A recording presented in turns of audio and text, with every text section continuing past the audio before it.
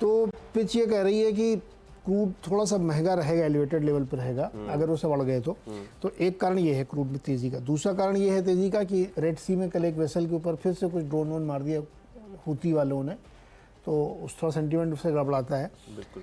लेकिन अगर वो कंटिन्यू कर देते हैं फैसला, तब भी ये बहुत ऊपर नहीं जाएगा, 85-86 तक ये अभी ओपेक प्लस की मीटिंग तक जाएगा, उसके बाद फिर नीचे आ जाएगा, क्योंकि चोरी छिपे जो सप्लाई होती है पूरी दुनिया में, बिल्कुल, बिल्कुल। वो जारी रहेगी निरंतर।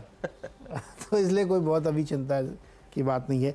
लेकिन ये आपका गांधीनगर वाला गिफ्टी बोलेंगे क्या? हाँ, गिफ्टी बोलिए। गिफ्टी क्यों नीचे? गिफ्टी नीचे यार, मतलब आज क्रूड की वजह से मुझे लगता है थोड़ा सेंटिमेंट खराब हुआ, और ऐसे भी जो कल क्लोजिंग हुई है ना नीरज जी, थोड़ी बहुत लोगों को लगता है कि यार मोमेंटम अभी जो है वो मार्केट में नर्वसनेस फिर से एक बार वापस आ रही है। एफआईज नेट लॉन्ग हो गए हैं नेट शॉर्ट से, तो यहाँ से मोमेंटम कैसे बनेगा? एफआई के आंकड़े, डीआई के आंकड़े थोड़े थोड़े छोटे छोटे होते गए हैं, तो शायद मार्केट ये एक्सपेक्ट कर रहा है कि अगला 3-4 दिन चुपचाप बैठ जाइए, चुनाव देखो। हाँ, चुनाव देखो, चुनाव डिस्कस करो, और अनफ्रूटफुल कॉन्वर्जेशन जो बोलते हैं कि कितनी सीट्स आएंगी, वो कॉन्वर्जेशन करो। उसको कुछ और भी बोलते हैं शायद, अनफ्रूटफुल कन्वर्सेशन को। वही चल रहा है आजकल सब जगह, सड़क पे, चौराहे पे, न्यूज़ रूम में, सब अपने अपने अनुमान अटकलें, ये होगा वो होगा। और हमारे पीसीआर में डिस्कशन हो रहा है, क्या हो रहा है कि अगर ये अलायंस आ गया तो इसका पीएम कौन होगा, ये अलायंस आया तो इसका पीएम कौन होगा, मोदी जी के बाद पीएम कौन होगा, मोदी जी के पहले पीएम कौन होगा। तो पब्लिक जो है ना, प्रोबेबिलिटी का जो खेल होता है ना, वो गेस करने में बहुत मजा आता है। कल मैंने 3 पोलिस्टर से बात की। एक तो वो थे डिज़ाइन बॉक्स, जिन्होंने कांग्रेस को चुनाव जितवाया कर्नाटक में, उनके आए थे। तो उन्होंने कुछ और बात रखी, वो कह रहे हैं कि पिछली बार से थोड़ी ज़्यादा ही हो सकती है बीजेपी की। अच्छा। एक दूसरे आए जो सीएसडीएस से कनेक्टेड है, वो कह रहे हैं कि एनडीए में लाके शायद 300 होगा, वो थोड़ा नीचे की तरफ रख रहे हैं। फिर एक तीसरा है, वो कह रहे हैं कि हमें भी लगता है कि काफ़ी डाइवर्स हो, तो रेंज उन्होंने फिर बढ़ गया। मैंने उनसे पहला क्वेश्चन ये किया था कि हमारे मार्केट लोगों को कन्फ्यूजन बहुत है, क्योंकि 240 से 340 100 की रेंज दे रहे हैं आप लोग, कन्फ्यूजन बोला, अभी कन्फ्यूजन 2-3 दिन और रहेगा। तो मतलब जितने मुंह उतनी बातें, जितने मुंह उतनी 10 मुंह 11 बातें। तो बाजार की सचमुच यही चिंता है, और इसी के इर्द गिर्द बाजार घूम रहा है। तो इसी हो सकता है गिफ्टी आपको 100 पॉइंट नीचे दिख रहा हो, लेकिन ग्लोबली मैं कह सकता हूँ कि कोई ऐसी बड़ी चिंता दिक्कत की बात है ही नहीं, और $1-8 क्रूड बढ़ने से मार्केट इस तरह 100 पॉइंट नीचे नहीं दिखता। तो इसलिए गिफ्टी को हम तो रखते हैं साइड में। अब आप बताओ कैसे टीम बनाई? तो टीम तो नीरज जी, क्योंकि रिजल्ट सीजन है तो रिजल्ट्स और खबरों के आधार पे ही टीम बनाई है, और ऑब्वियसली लार्ज कैप्स को पहले देखते हैं, क्योंकि आज हिंडाल्को का शेयर फोकस में रहेगा। क्यों फोकस में रहेगा?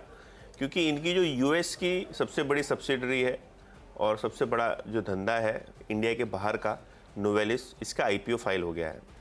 12-13 बिलियन डॉलर्स के आसपास का वैल्यूएशन।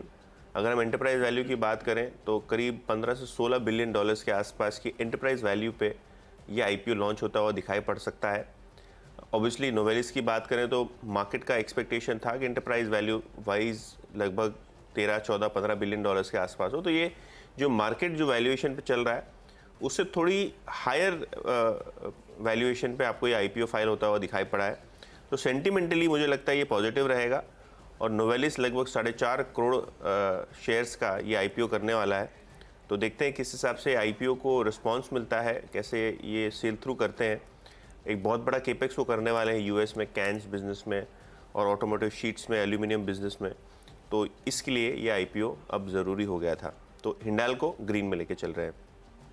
क्रूड ऑयल की हमने बात की, तो ओएनजीसी है, ऑयल इंडिया है, ये दोनों ही स्टॉक्स फोकस में रहेंगे। यूएस के क्रूड ऑयल फ्यूचर्स $80 पर बैरल के ऊपर सेटल हुए, लगभग 3% क्रूड ऊपर था। ब्रेंट में भी नीरज जी बता रहे थे $84 के आसपास का लेवल आ गया है। तो ये जो ओपेक की संडे को मीटिंग है, उसके पहले जो ऑयल एंड गैस स्टॉक्स हैं, इसमें ऑयल इंडिया और ओएनजीसी, ये 2 स्टॉक्स नीरज जी ग्रीन में लेके चल रहा हूँ। तो 3 मेरे हो गए लार्ज कैप। नहीं, ये बहुत ही इंटरेस्टिंग प्ले है वो ऑयल वाला, और इसकी वजह से ओएनजीसी में आप लास्ट क्वार्टर के रिजल्ट जो आए थे अभी, उसका रिलेशन देखिए बढ़ के आए $1 और ऊपर, तो ये प्ले तो वाकई बहुत बढ़िया है। ओएमसीज में भी आज बहुत सारे लोग अंदाज़ा लगाएंगे सेंटीमेंट के तौर पे कि वो नेगेटिव होगा, बट ऐसा कुछ बहुत होना नहीं है, क्योंकि अब वो 4 जून के करीब पहुंच रहे हैं। 4 और एक्सपेक्टेशन मार्केट का है ना कि पेट्रोल डीजल के दाम बढ़ जाएंगे तुरंत। बट डीजल में बढ़ाने पड़ेंगे भाई, $5-6 रुपए की अंडर रिकवरी है, तो वो तो आप तैयार रहो अगर आप डीजल गाड़ी चलाते हो तो। खैर हमारी टीम में हमने जो 3 रखे हैं शुरुआत में, उसमें एक तो पीएनबी हाउसिंग है। इन्होंने एशिया अपॉर्चुनिटीज़ का जो एक फंड है इनका, वो 2.68% इक्विटी बेच सकता है, ऐसा सूत्र बताते हैं। लेकिन जब भी ये सूत्र बताते हैं उस दिन हो ही जाता है, तो इसको ध्यान में रखते हुए मैं लगता है कि 5% जो डिस्काउंट है तो थोड़ा सा दबाव रह सकता है मार्केट में इसको देखते हुए, तो इसलिए इसको रेड में रख रहा हूँ मैं। अभी ग्रासिम को रखा, आपने हिंडाल को रखा है ना, और मैंने ग्रासिम रखा है, उनके भी होल्ड को, सही बात है।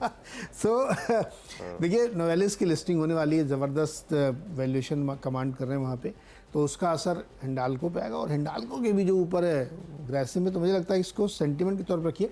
अदरवाइज भी ग्रासिम बहुत पॉजिटिव मूव में है, मुझे लगता है पिछले 1-2 दिनों के कमज़ोर बाज़ार में भी ये गिरा नहीं, इसके बावजूद, क्योंकि इस तरह की खबरें चल रही हैं और अपना इनका पेंट का, विस्कोस का रिजल्ट सब देखते हुए मुझे लगता है ग्रासिम, अगर सेंटीमेंट असर आना है तो ग्रासिम में भी आएगा, और इसको भी लेके चलते हैं ग्रीन में। तीसरा है एबी फैशन, ये भी इसी ग्रुप की, बिरला ग्रुप की ही कंपनी है।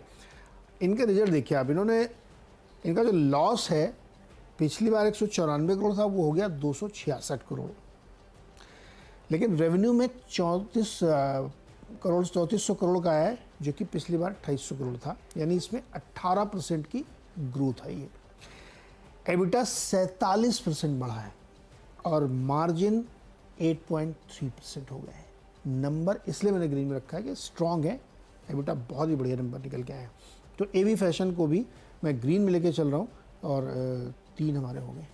बिल्कुल, और देखेंगे अगर तो ये AB fashion, ABFRL, Neeraj ji पिछले क्वार्टर में अच्छा नंबर था, और यहाँ भी अगर हम देखें मार्जिन में अच्छा सुधार है, मार्जिन अच्छा है यहाँ तो काफ़ी ये बिरला ग्रुप की कंपनी है। लेकिन कल स्टॉक FNO बैन में चला गया, तो ये भी एक चीज़ ध्यान में रखेंगे।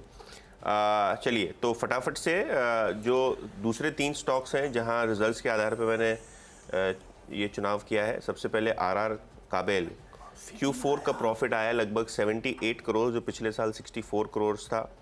कंपनी के जो एबिटा मार्जिन्स हैं, यहाँ भी आपको थोड़ा बहुत फ्लैटिश ट्रेंड दिखा है, despite the fact that copper price और रॉ मटेरियल प्राइसेस Q4 में ज़्यादा थे, और Q4 का एबिटा भी लगभग 15% ग्रोथ करके 115 करोड़ रुपए के आसपास आया है।